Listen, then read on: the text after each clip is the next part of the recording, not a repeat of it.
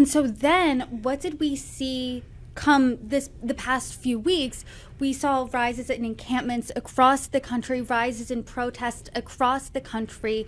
What do you think should have been done between October 7th and now then? I think that there was another major inflection point and another major, honestly, to me, another major failure. And I think that was at the beginning of December when we had these congressional hearings and the question was asked point blank, when you have calls for genocide, the genocide of the Jewish people on your campuses, does that violate your campus's code of conduct? And it was, again, another opportunity for the leaders of these academic institutions to stand up and say, yes, calls for genocide obviously violate our code of conduct. But they didn't. Again, there was hesitation. Again, there was an inability to say, that is wrong. So again, it leads you to ask the question, why? Why is there this hesitancy? Why is there this inability to say, clearly, this is morally wrong? And once you kind of start, saying to yourself, what's happening here? Why the lack of moral leadership? Why the inability to criticize things that are so obvious and so egregiously wrong? What is happening?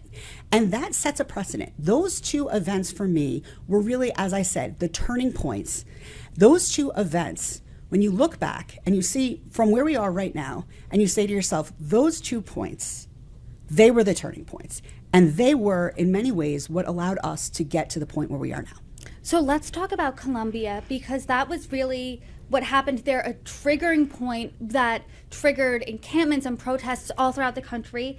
The president there, Shafik, has been criticized on both ends for her reaction and her response. On one end, that she let the encampments go on too long. On the other end, she called the police on the students and the protesters.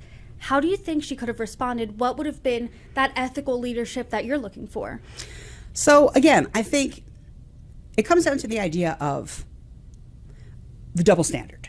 Natan Sharansky, he came up with this list when he's talking about when you look at Israel and you talk about can you criticize Israel, there's the 3D list. It's delegitimization, demonization, and double standard. If October 7th had happened anywhere else, would these leaders of colleges have stood up and said that was terrorism and we denounce it and we condemn it? If it was another group of people, would they have come out very strongly and said, we absolutely calling for the genocide of any group of people violates our code of conduct? So I think when you look at it, there's a lot more that's tied up. And it takes away from what we're actually talking about, which is, you have to protect the students on your campus. If you are the president of a university, your job, first and foremost, is to protect your students. You have to keep them safe. Your second job is to be able to educate them, but you can't educate them if you can't keep them safe. So I think, to me, it comes down to, once you see that your students are not safe, once you start noticing these things, you have to act quickly, you have to act swiftly to do whatever you can to keep those students safe. You can't respond to criticism. You can't let that influence you. You have to protect your students. And so if you say, well, I want to make sure that I'm protecting these students, right to free speech or these students' right to protest, at what point does that impinge on the other students who are being physically or verbally harassed or beaten or stalked? There has to be a hierarchy of needs. And I think the hierarchy of needs, as I said, first and foremost, has to be keeping these students safe. And as soon as you see that these students are at risk of not being safe, at that point, you have to act to ensure that you are doing whatever you can to keep them safe. Let's dive a little deeper in there, because there has been a rise in anti-Semitism all throughout college universities, full stop, since October 7th. Also, some Jewish students have said, I feel unsafe on my campus. Protesters and supporters of these protesters would say that they're demonstrating for peace for Gaza, they're being critical of Israel's policies, and that doesn't cross the line of being anti-Semitic. What do you say to that response?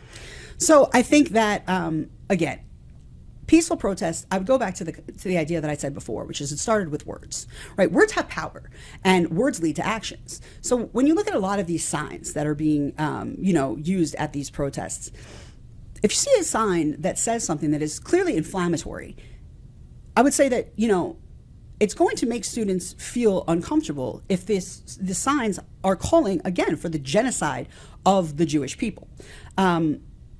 Is that truly a peaceful protest? I don't know that it is. I don't know that I would say that it is. I think that there, again, is a fine line between what you would consider a peaceful protest, and a lot of it comes down to definition. I think that that's the first thing. A college should be a place where you can have a respectful exchange of ideas. That's the idea behind higher education in the first place. Again, I would go back to the idea that it is the job of the administrators in higher education to create a safe climate where people from differing backgrounds can have an exchange of ideas. And that exchange of ideas should then lead to respectful disagreements, and peacefully. There should be a way that you can learn from other cultures and you can gain an appreciation for other cultures. But we've seen that that is not actually what's happening. So I think that, when you say kind of this idea about peaceful protest, I also think it's important to understand, when did these protests start, right? The protests did not start until October 7th happened. And while I firmly believe in the right to, respectfully disagree and peacefully protest, we can't forget what, again, was the beginning of this particular portion of the story, which is October 7th, when a terrorist organization brutally raped, murdered, killed, abducted 1,200 people and 240 hostages, many of whom are still in captivity. To your point, I think the context is important, and I talked to members of Congress on both sides of the aisle who visited the encampments, and they said the protesters were not calling to hold Hamas accountable, not calling for the release of the hostages. So how do you think this conversation needs to be shifted here, and especially when it comes from leadership at the top? So again, I think that when it comes from leadership at the top, it really troubles me, in particular, that there was a hesitancy to call out what happened on October 7th. A double standard. If this had happened in any other country, if this had happened in any other place, would they have hesitated to say, no, this was terrorism and we need to condemn it right now? And similarly, the congressional hearings at the beginning of December, how can you not, if somebody asks you directly, a direct question, is calling for the genocide of the Jewish people a violation of the Code of Conduct? How can you answer that with anything other than, yes, calling for the genocide of the Jewish people is a direct violation? And if you are a Jewish student at that university, how can you feel safe after the president of the university says that?